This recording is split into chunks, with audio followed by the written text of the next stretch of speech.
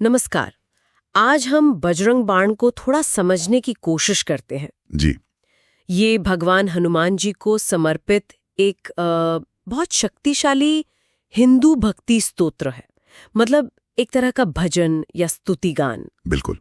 हनुमान जी जो शक्ति, साहस और भक्ति के प्रतीक हैं। हाँ, और हमारी जानकारी का आधार है एक लेख बजरंग बाण, शक्ति और सुरक्षा का आह्वान। तो आज का मकसद ये समझना है कि ये बजरंग बाण आखिर है क्या, इसका मतलब क्या है, इसकी बनावट कैसी है और लोग इसे क्यों पढ़ते हैं। जी। लेख में ये भी लिखा है कि ये हनुमान चालीसा से भी ज्यादा तीव्र है। ये बात मुझे काफी दिलचस्प लगी। तो चलिए इसी पर बात करते हैं। हाँ बिल्कुल, और शुरुआत इसके नाम से ही करें तो अच्छा है, क्योंकि नाम में ही बहुत कुछ छिपा है। अच्छा। बजरंग जैसा हम जानते हैं हनुमान जी का एक नाम है। इसका मतलब होता है वज्र जैसे अंग वाला। हाँ, एकदम मजबूत। हाँ, वज्र जैसा मजबूत। और बाण का मतलब है तीर। तो बजरंग बाण का शाब्दिक अर्थ हुआ हनुमान का तीर। हनुमान का तीर। हाँ, मतलब एक ऐसा हथियार जो सीधा लगे, तेज हो और नकारात्मकता को भेद दे। नाम ही इसकी ताकत और तेजी बता रहा है। ये तो है। हनुमान का तीर, सीधा निशाना। और कहते हैं इसे तुलसीदास जी ने लिखा है, जिन्होंने रामचरितमानस भी रचा। हाँ, पारंपरिक रूप से तो यही माना जाता है, तुलसीदास जी का लिखा हुआ। और भाषा है अवधी और ब्रज। अच्छा, अवधी और ब्रज। जी, जो उस समय की प्रमुख साहित्यिक भाषाएं थीं उत्तर भारत में। अब अगर इसकी बनावट देखें, हाँ, वो कैसे शुरू होता है? ये शुरू होता है भगवान हनुमान और भगवान राम को प्रणाम करने से, नमस्कार से। ठीक है। फिर भक्त जैसे खुद को समर्पित करता है और हनुमान जी से फौरन मदद की गुहार लगाता है, एकदम तुरंत हस्तक्षेप की। फौरन मदद मतलब किस तरह की मदद मांगी जाती है इसमें? इससे खास तौर पर जो पुकार है वो है भूत प्रेत, बुरी आत्माएं, काला जादू। ओह। हाँ, और यहाँ तक कि जो मन के अंदर का डर है उसे दूर करने की प्रार्थना। हनुमान जी से बिजली की तेजी से आने का आग्रह है। बिजली की तेजी से? जी, रक्षा करने के लिए। और यहाँ से बात और भी मतलब गहरी होती जाती है। कैसे? इसमें हनुमान जी का एक योद्धा के तौर पे बहुत जबरदस्त गुणगान है। उनकी ताकत, उनकी शक्ति को बेमिसाल बताया गया है। हाँ, उनका वो शक्तिशाली रूप तो प्रसिद्ध है ही। बिल्कुल।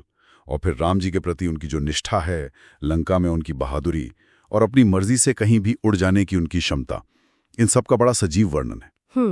और ये जो योद्धा वाला रूप है ना, ये इस स्तोत्र में बहुत अहम है। अच्छा। हनुमान जी को गदा, पूंछ और अग्नि के साथ राक्षसों से लड़ने के लिए पुकारा जाता है। उनके हर अंग को हथियार की तरह। हाँ बिल्कुल, उनकी आंखें, पूंछ, उनकी आवाज सब एक हथियार की तरह दिखाए गए हैं। बाप रे। ये सीधे सीधे बुरी ताकतों के विनाश का आह्वान है, जैसे लंका को जलाना, दुश्मनों की साजिशें नाकाम करना और भक्त के मन में शांति लाना। जी बिल्कुल।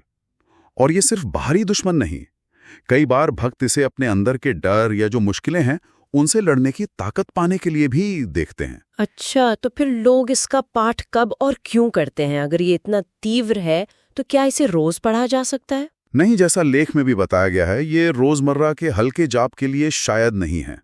लोग इसका पाठ करते हैं खास स्थितियों में, जैसे डर पर काबू पाने के लिए या कोई अंदरूनी कमजोरी महसूस हो रही हो तब, काले जादू या किसी बुरी ऊर्जा, बुरी नजर से सुरक्षा पाने के लिए। अच्छा।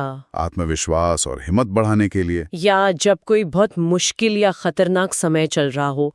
इसे एक तरह की आध्यात्मिक ढाल कह सकते हैं। आध्यात्मिक ढाल। हाँ, या जैसे हनुमान जी को लगाई गई एक किस्म की Divya emergency call. Divya emergency call, ये शब्द ध्यान खींचता है। हाँ, और यही सबसे जरूरी बात है जो ध्यान में रखनी चाहिए, क्योंकि ये इतना शक्तिशाली और कह सकते हैं उग्र स्तोत्र है। तो कुछ परंपराएं कहती हैं कि इसे पूरी भक्ति, पूरी समझ और साफ सुथरे माहौल में ही पढ़ना चाहिए, यानी तैयारी के साथ। जी, ये बस यूं ही चलते फिरते जाप के लिए नहीं है। इसका इस्तेमाल तभी करना चाहिए जब सच में बहुत जरूरत महसूस हो। ये एक चेतावनी या सावधानी समझ लीजिए। बिल्कुल। तो कुल मिलाकर सार ये है कि बजरंग बाण नकारात्मकता के खिलाफ हनुमान जी का एक बहुत शक्तिशाली तीर है। सही कहा। इसकी पहचान है इसकी तेजी, इसका वो योद्धा वाला स्वभाव, खास जरूरत में इसका इस्तेमाल और इसके पाठ से जुड़ी हुई सावधानी। बिल्कुल। और ये सोचने पर भी मजबूर करता है कि कैसे मुश्किल वक्त में इस तरह की तीव्र भक्ति और पुकार इंसान को अंदर से हिम्मत और एक सुरक्षा का एहसास कैसे दिला सकती है। और साथ ही ये आस्था और विश्वास की जो व्यक्तिगत गहराई होती है उस पर भी रोशनी डालता है। सही बात है, आस्था की व्यक्तिगत गहराई।